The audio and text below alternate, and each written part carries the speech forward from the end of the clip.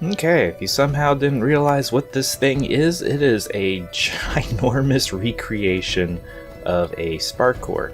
So in order to build a spark core, you're going to need, about 50 truckloads of iron and untold amounts of coal to smelt it. But all seriousness, spark cores are a lot easier to craft. This awesome behemoth spark core was designed and built by Eld. I must say, did an excellent job on it. So let's get down to business. Because I haven't actually said, this is going to be a crash course in spark cores. I'm going to give you a fair warning though, the upcoming crafting changes might make a lot of the crafting side of this video rather obsolete. But for now, it's going to give you a good idea of how to use a spark core and some of the ins and outs of different fuels and etc. So let's get down to business. Okay, so in order to craft a spark core, you can go to recipes and resources or in your workbench, and if you filter over to functional items, and you can scroll down, and here is spark core and spark cord. In order to craft these, you will need the common machine recipe skill. You'll need this skill for both the cord and the core, but to craft this you'll need 1 iron furnace base, 10 cogs, 2 machined iron, 5 tech fragments, and 2 tech components. Tech components can be a little bit of a stumbling block for new players. However, if you go to the desert on the homeworlds and find the natural caves and stay fairly close to the surface, you can usually find these just kind of hanging out. To craft the spark cord, which are basically like power lines, it's just any base metal, meaning copper bars or iron bars, and then ancient tech fragments. I'd highly recommend mass crafting these, as you always tend to need a little bit more spark cord than you might think you would. Moving on from there, if you're not already aware, spark cores generate spark, which is needed in almost all of the more advanced crafting recipes, such as basically anything to do with gems and a whole host of other things. Okay, once you finally have your spark core crafted, or if you simply purchase one, just simply plop it down somewhere reasonably close to your crafting machines and then hook it up with spark cord. Once that's done, you can place just about any kind of fuel you can imagine in here, ranging from peaty soil, wood, timber, all the different coals, and then their compacted versions. However, I generally do not recommend using anything wood. If you do want to use some wood, I would recommend at least using timber, as that can be mass crafted, which will allow you to get a small efficiency bonus, but wood is really not a good deal. So coming over here, I've already set up these 3 spark cores, and I put 1 piece of timber in each, so each one has 15 spark. You can see that in the little pop-up tooltip at the top of the screen. So if I put this directly next to my workbench, the workbench still does not get the spark. You can see right here how much spark the workbench has access to. Plop down spark cord, it turns into this lovely blue animation effect to let you know that it actually has power in the spark core. You come over here to this one that's completely empty, and the cord looks pretty much dead. As you can see here in the workbench, 15 spark. Now, you can actually hook up multiple spark cord arrays to a single spark cord network, basically. However, what you cannot do is pipe the spark through another core. So we come over here to the workbench, we still only have 15 spark. But if we go ahead and connect the cord up like so, now we have 30 spark. Let's come out here, add this other one, and now we should have 45 spark. Quite nice. However, there's actually a better way to do this. You can actually create spark core arrays by simply placing them together. You can only go in a maximum of 4 in a line. However, you can keep piling them on adjacently to a maximum of up to 16 spark cores. So this is the maximum number of spark cores you can have together. As you can see, it gives you significantly more slots to put fuel in, all the way up to 16. It also combines their total condition together, which this is fairly important because spark cores right now wear out a little bit on the fast side. I still have my 45 spark, and I'll show you in a little bit how you can maintain the spark in a spark core while you're moving around, because if you break this entire array, all that spark will disappear. But now I can take my cord, wire it up, and I have my 45 spark here. So you could actually have multiple spark cord arrays like this set up and fed into your crafting machines. Quite nice.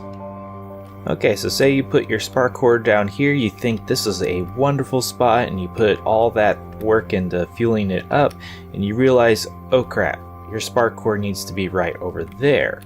Now if you break this, all the spark will be destroyed. However, you can move this over without losing your spark by simply placing down another core, and if you have multiples, this is actually pretty easy, as you can just walk it over there, and now you can break the block on the end. So as you can see, there's still 45 spark. Keep going. And voila. Using this method, you can essentially slowly walk your spark core to just about anywhere inside your beacon. If you have to go to another planet, sadly there's no way around this. You'll just have to either lose the spark or try to use it up in crafting. One thing to note is that if you're using this method, do not break the spark core between two spark cores, as you will lose a bit of spark. See, now I have 22 in this one and 22 in this one. It tries to split it in half, but I had 45, so I lost a little bit of spark there. Put it all back together. Now I'm at 44 spark. And so yeah, an important side note for spark cord, especially if you're building with it, is that you can only have 100 pipes connected together. It does not matter how many times they connect to themselves or crafting machines. It only matters the number of actual spark cord blocks placed. But as you can see, this allows you to hook up quite a few machines. However, if you have a particularly large crafting array, it might be difficult to hook all your machines up to the same network, especially if they're a bit spread out. This is a precautionary limit placed by the devs, as it is easier to increase this limit than it would be to try to decrease it later on. I mentioned earlier that spark cores wear out fairly fast. This spark core, as you can see, is already completely worn out. I put this fuel in here at the beginning of this video, which is only, maybe 10 minutes ago. So my general way of dealing with this particular problem is I just throw a variety of fuels at this, and when I pass by, I repair it. With a maximum of 64,000 durability to repair, I would recommend at least an iron spanner, as it repairs 1,000 at a time. This means it still takes a bit to fully repair a spark core array, but it's the best solution I have found so far. Iron tools are still pretty dirt cheap. You could use fancier tools, but then those are more expensive to use, and you technically do not need the higher level tools to repair these things. So now I'm generating spark again. I could split this all out into these different cells and it would go in a little bit faster. However, the limiting factor is really the condition or durability on the spark cores. I have 883,000 spark at the moment, which is kind of on the excessive side. To the best of my knowledge, there is no limit on the amount of spark you can have stored. So as I mentioned earlier, I would highly recommend using compacted fuels. You can do either compacted peat or compacted coals.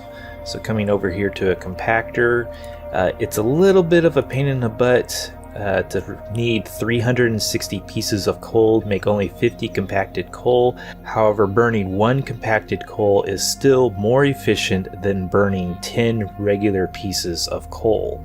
When you add the mass crafting bonuses on top of this, you can essentially take 360 pieces of coal and turn it into 500 pieces of coal. And since each piece of compacted coal is still more efficient than what it's crafted out of, that's actually a little bit more than that. So long story short, go the extra mile, get the extra coal or peat, and mass compact it, as it will save you time in the long run. Another side note on condition for spark cores is that currently it does not matter what fuel you use, they are all equally damaging, in that X amount of spark will occur X amount of condition. So using something fancy like hard compacted coal will not wear out your spark core any slower or faster. So you might be wondering, where the heck will you get all the fuel required to power these things? As far as coal, that's probably your best bet as far as time efficiency and everything. So if you manage to get maximum luck in your build and go to the ring worlds, you can get 3 pieces of soft coal per node, 2 pieces of medium coal per node, and sadly only 1 piece of hard coal per node. This can dramatically increase your speed for gathering coal to compact. I wouldn't really recommend farming for peat until you can at least one-shot the soil blocks, and preferably use a diamond shovel. If you're in quite a hurry to get decent amounts of spark, there is a trick to get compacted peat straight out of the ground without having to compact it yourself. However, you will need to do a bit of exploring. Okay, so I'm over here on Nashville, such lovely weather today. But basically what you're looking for are these trees. They kind of have these rings built into them. They're often mistaken for being player builds, but these are actually prefabs. So these are all wild. You can break these blocks. There's even some nice gleam and decorative refined blocks. But what I'm really talking about is going to be underneath. Underneath these will be filled with compacted peat. I've actually already mined this one out, but each tree is worth 26 compacted peat, and that's a total of 7,800 spark, since each block is worth 300 spark. But they're often found in these forests with these really tall, twisted trees. See, there's another one over there, and there's another one right over here. So if you're lucky, some of it will be kind of exposed. Nice little piece of gleam there, and just start digging in. So you can actually find these prefabs on several different planets. You can find them on Elipor, which is the moon of Berlin. You can also find them on the moon Tavina 5, which is Adowing, as well as Nashville, obviously, and Muntean 7. Okay, well, I think that covers the Spark Core crash course quite nicely. This was Javita. Thanks for watching. If you like this video, be sure to hit that like button, subscribe if you want to see more like this, and if there's anything you didn't like, please let me know down below. Until next time, peace.